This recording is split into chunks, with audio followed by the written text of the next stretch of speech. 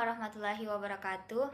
Perkenalkan, nama saya Nur Delima, stambuk A22121014, kelas C, Pendidikan Biologi, Fakultas Keguruan dan Ilmu Pendidikan, Universitas Tadulako. Baiklah, di sini saya akan menjelaskan mengenai permasalahan pendidikan dan sistem pendidikan nasional. Baiklah, di sini saya akan menjelaskan mengenai permasalahan pendidikan. Masalah adalah sesuatu yang harus diselesaikan. Dengan kata lain, masalah merupakan kesenjangan antara kenyataan dengan sesuatu yang diharapkan dengan baik, agar tercapainya tujuan dengan hasil yang maksimal. Sementara itu, pendidikan adalah persoalan asasi bagi manusia.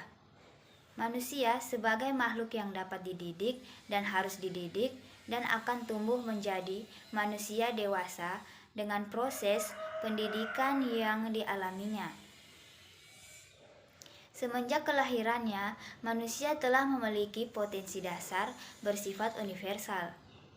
Dalam perjalanannya menuju tujuan pendidikan nasional sebagaimana yang tertuang dalam Undang-Undang Dasar Nomor 2 Tahun 1989 tentang tujuan pendidikan nasional adalah mencerdaskan kehidupan bangsa dan mengembangkan manusia Indonesia seutuhnya, yaitu manusia yang beriman dan bertakwa terhadap Tuhan yang Maha Esa dan berbudi pekerti luhur,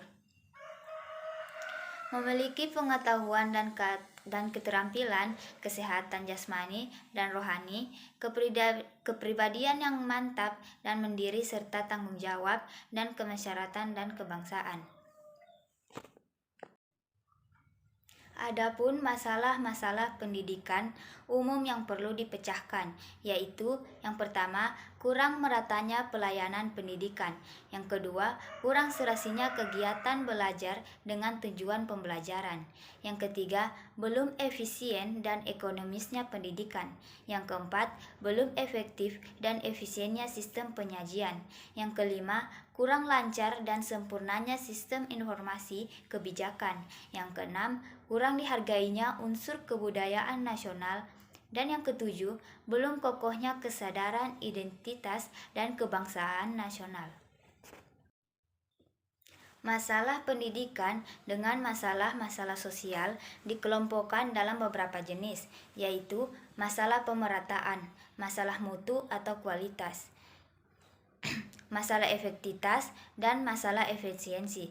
Selanjutnya, adapun faktor-faktor yang dapat menimbulkan permasalahan pokok pendidikan tersebut adalah sebagai berikut. Yang pertama, iptek. Yang kedua, persetambahan penduduk. Yang ketiga, meningkatnya animo masyarakat untuk memperoleh pendidikan yang lebih baik. Yang keempat, menurunnya kualitas pendidikan. Yang kelima, kurang adanya relevansi antara pendidikan dan kebutuhan masyarakat yang sudah membangun. Jadi, solusi permasalahan pendidikan menurut Kamus Besar Bahasa Indonesia adalah penyelesaian, pemecahan, atau jalan keluar.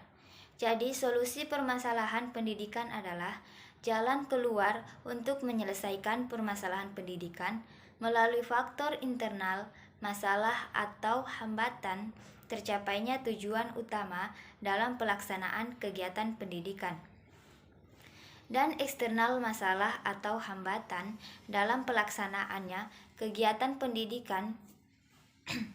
Masalah dalam pelaksanaan pendidikan. Solusi permasalahan pendidikan terbagi menjadi: yang pertama, solusi pemerataan dan peningkatan kualitas. Yang kedua, solusi pelayanan pendidikan.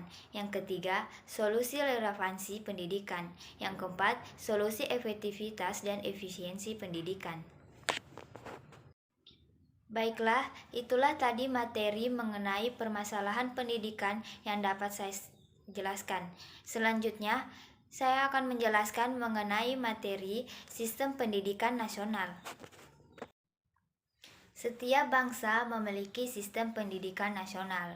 Pendidikan nasional masing-masing bangsa berdasarkan pada dan dijiwai oleh kebudayaannya. Kebudayaan tersebut syarat dengan nilai-nilai yang tumbuh dan berkembang melalui sejarah sehingga mewarnai seluruh gerak suatu bangsa. Sistem pendidikan nasional disusun berlandaskan kebudayaan bangsa Indonesia dan berdasarkan pada Pancasila dan Undang-Undang Dasar 1945. Pada kelembagaan, program dan pengelolaan pendidikan Sisdiknas merupakan kegiatan pendidikan yang saling terkait untuk mengusahakan tercapainya tujuan pendidikan nasional. Diselenggarakan oleh pemerintah dan swasta di bawah tanggung jawab Mendikbud, Menteri Agama, Menteri Pertahanan dan Keamanan Diklat.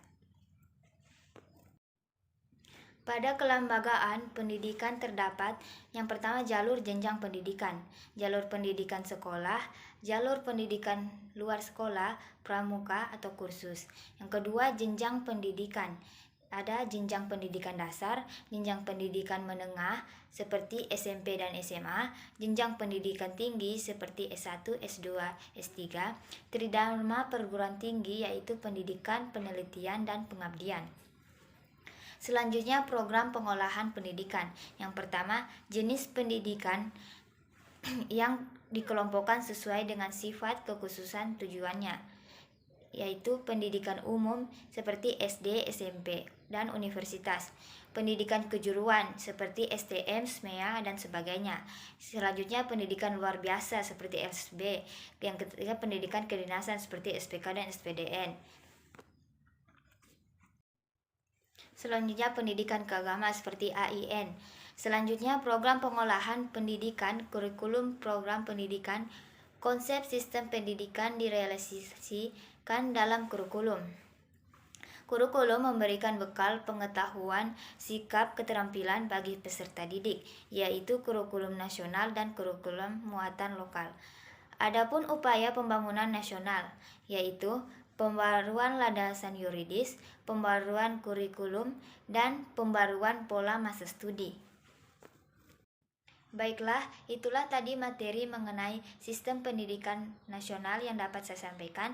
Jika ada kesalahan kata, saya mohon maaf dan saya ucapkan terima kasih. Dan wassalamualaikum warahmatullahi wabarakatuh.